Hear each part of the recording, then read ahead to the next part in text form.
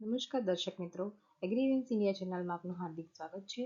તો આજે આપણે કૃષિ યાંત્રિકીકરણ માટે એગ્રો સર્વિસ પ્રોવાઈડર અંગેની યોજના વિશે ચર્ચા કરીશું. તો આપણે સૌ જાણીએ છીએ કે આધુનિક યુગમાં ખેતીને વધુ નફાકારક, સરળ અને સમયસર બનાવવા માટે કૃષિ યાંત્રિકીકરણ ખૂબ જ આવશ્યક છે. પરંતુ દરેક ખેડૂત માટે આધુનિક કૃષિ યંત્રો ખરીદવા શક્ય નથી. માટે આ સમસ્યાનું સમાધાન લાવવા માટે સરકાર દ્વારા એગ્રો સર્વિસ પ્રોવાઈડર યોજના અમલમાં મૂકવામાં આવી છે. આ યોજનાનો મુખ્ય હેતુ ખેડૂતોને ભાડે આધુનિક કૃષિ યંત્રો ઉપલબ્ધ કરાવવાનો છે, જેથી ખેતીનો ખર્ચ ઘટી શકે, સમયની બચત થાય, ઉત્પાદન વધે અને ખેડૂતોની આવકમાં વધારો થાય. તો હવે આપણે આ યોજનાની મુખ્ય બાબતો અને તેના લાભો વિશે વિગતવાર માહિતી લઈશું. આજે કૃષિ પ્રધાન દેશ ભારત. હવે આપણે આ યોજનાના મુખ્ય ઉદ્દેશો વિશે જાણીશું.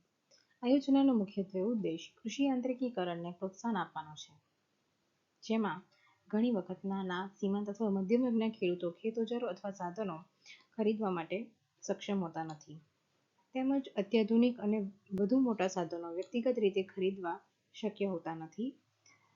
આ ઉપરાંત ઘણી વખત ખેડૂતો ખેત ઓજાર બજારથી ભાડેથી મેળવતા હોય છે, જેમાં તેમને ઊંચા ભાડા ચૂકવવાના રહેતા હોય છે, જેના પરિણામે સરેરાશ ખેતી ખર્ચ વધી જતો હોય છે.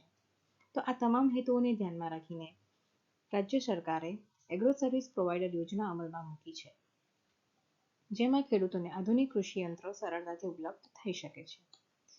જેના પરિણામે દરેક ખેડૂત આધુનિક યંત્રોનો ઉપયોગ કરી શકે છે, તેમના ખર્ચમાં ઘટાડો થઈ શકે છે, તેમનું ઉત્પાદન વધી શકે છે, સમયનો બી અને શ્રમનો બચત થઈ શકે છે અને તેમની આવકમાં વધારો થઈ શકે છે. હવે આપણે જોઈશું અરજદારની પાત્રતા શું હોવી જોઈએ અને અરજી કેવી રીતે કરવી.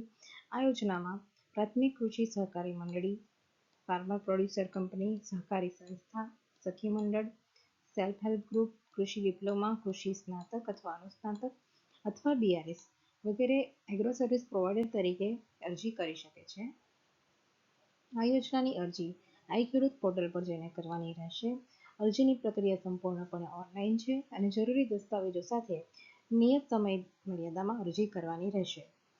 આ યોજનાની અરજી વહેલા તે પહેલા ધોરણે લક્ષણની મર્યાદામાં કરવામાં આવે છે.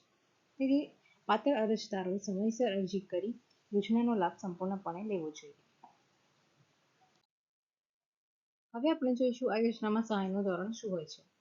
સામાન્ય વિસ્તારોમાં એગ્રો સર્વિસ પ્રોવાઈડર તરીકે સેવા આપનારને પ્રથમ વર્ષે 40%, ત્યારબાદ બીજા અને ત્રીજા વર્ષે 10%, પછી છેલ્લા 2 વર્ષો એટલે કે ચોથા અને પાંચમા વર્ષે 7.5% લેખે, એમ કુલ 75% લેખે રૂપિયા 7.5 લાખની મર્યાદામાં સહાય ધોરણ આપવામાં આવે છે. તથા આદિજાતિ વિસ્તારમાં શરૂઆતના વર્ષો એટલે કે પ્રથમ વર્ષે 50%, બીજા અને ત્રીજા વર્ષે 10% અને પછીના છેલ્લા 2 વર્ષમાં એટલે કે ચોથા અને પાંચમા વર્ષે 7.5% લેખે કુલ 85% લેખે રૂપિયા 8.5 લાખની મર્યાદામાં સહાય આપવામાં આવે છે. આ સહાય આજીવન માત્ર એક જ વખત લઈ શકાય છે. લાભ મેળવવા માટે આ યોજનાની માર્ગદર્શિકા મુજબ તમામ જરૂરી દસ્તાવેજો રજૂ કરવાના રહેશે અને નિયમોનું પાલન કરવું ખૂબ જ જરૂરી છે. યોજનાની અરજી તમે આઈ ખેડૂત પોર્ટલ પર જઈને કરી શકો છો.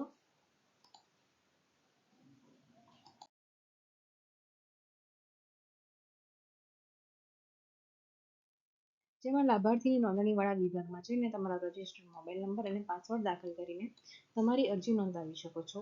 આ ઉપરાંત તમે સંબંધિત ગ્રામ સેવક અથવા તો જે તે ક્ષેત્રના ખેતીવાડી અધિકારીઓનો સંપર્ક કરીને પણ આ યોજનાનો લાભ લઈ શકો છો. હું આશા રાખું છું કે આ વિડીયો તમને ઉપયોગી રહે. આ રીતે વિવિધ ખેતીને લગતી માહિતી મેળવવા માટે અમારી YouTube ચેનલને ફોલો કરો. Agri events India. જય હિન્દ, જય ભારત, જય જય ગરવી ગુજરાત.